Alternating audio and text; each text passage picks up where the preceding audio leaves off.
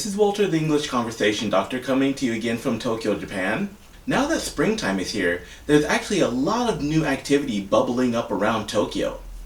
We have a lot of anime, manga, and cosplay events popping up around this time, and we'll also have some other major events like Tokyo Motor Show, Tokyo Game Show, and the second Tokyo Pacakge, which are coming around the summer and fall seasons. We also have the 2020 Olympics coming to Tokyo very soon, so a lot of places are kind of gearing up for that.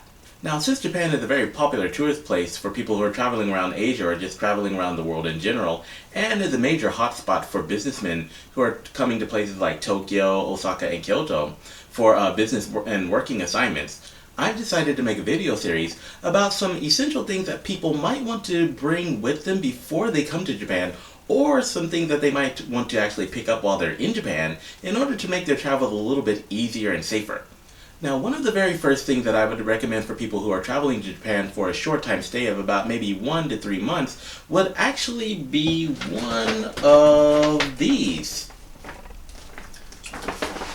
Let's see, here's my bag, and if I can get these out of here, I'll put this right here. Now, these are IIJ SIM cards, which are created by a company called IIJ, or Internet Initiative Japan, which also happens to be the very first internet service provider in Japan. Well, nowadays, most people do tend to travel with smartphones, but when traveling to Japan, a lot of people find out that their smartphones may not actually work while they're in Japan, depending on their country or their local service provider. So we're talking about like no internet, no phone calls, nothing, right? Which can be a little bit inconvenient. So what a lot of people do is they go out and buy a prepaid phone or a contract with a temporary service, or they might buy a prepaid card and only use payphones during their entire stay here. Or they'll spend time and money like walking around and looking for free Wi-Fi hotspots or just hanging out at manga kisaten their entire stay. Now, even a lot of the free Wi-Fi spots here, like at coffee shops or McDonald's, do require some type of setup which may or may not provide foreign language support. And most of the time these are very limited in area, so you either have to stay at the place all day long and just use Wi-Fi while you're there, or as soon as you leave the place, you have to kind of bounce around and look for another Wi-Fi spot to connect to, which is just pretty inconvenient and is a waste of time. So what the IIJ Travel SIM Pack does, or the IIJmio card as you'll sometimes hear it called, actually does, is basically provide you with instant and constant internet access during your entire trip to Japan. So to use these, all you really have to do is replace a SIM card in your smartphone, and which is very easy to do. And they do provide English and Chinese language support at the link below, which you can check out before you come to Japan. But after you've replaced your SIM card, all you really have to do is enter in the APN settings and the username and the password and the other information which you can find inside of these packages, and you're pretty much good to go for the rest of your trip here in Japan. You can check emails and you can surf the internet just like normal.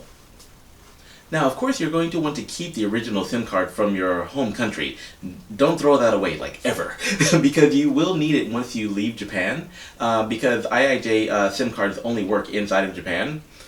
But while you're in Japan, you can just use the IIJmio card. It'll pretty much take care of all of your needs for internet connectivity. The good thing about this IIJ Travel SIM is that it's actually very cheap compared to the other options. So it costs about 3,000 yen or $30 depending on where you buy it. But it does come with like 2 gigabytes of data capacity, and depending on how much you use it, it can last you up to 3 months. Actually, the service agreement for this thing is 3 months. So if you're staying in Japan from anywhere for 1 to 3 months, this is actually a very good deal. And another good thing about this package is that for heavy phone or internet users, the service can be extended and you can add more credits to your account by using the Brastel International Calling Cards that are actually included in this package. And you can find Brastel International Calling Cards just about anywhere in Japan. I mean, like 7-Eleven, Family Mart, any convenience store pretty much has these. So they're actually very easy to find. So while the IIJmio card itself only works in Japan according to their website, Brastel calling cards are international, so that means that even after you leave Japan or decide to travel to another country, you can still use the same calling card and you can just keep using it until the credits are finished and it expires, So that's actually pretty convenient. So all in all, I think that these are a pretty good deal and are basically an essential tool for anybody who's like traveling through Japan for a short amount of time. It just makes things a lot easier because you don't have to worry about how you're going to connect to the internet during your entire trip. Now also, if you'll notice, the packaging on these things looks pretty good, and it looks traditionally Japanese, so even the instructions are very well designed.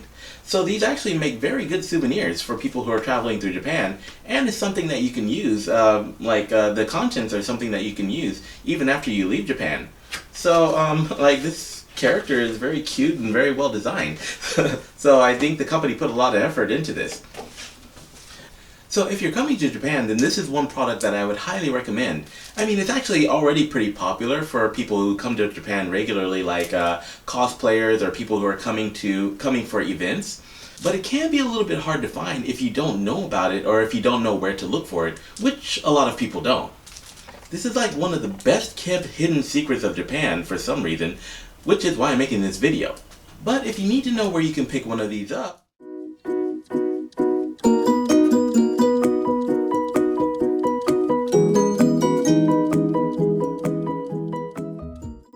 so that's about it for this video. I'll be posting more of these later as I travel around Japan, like teaching English and finding interesting new things to blog about. So if I find anything that's like new or useful, I'll just post a new video for it. If you like this video, please feel free to leave your comments and subscribe to my channel. Now, that's it.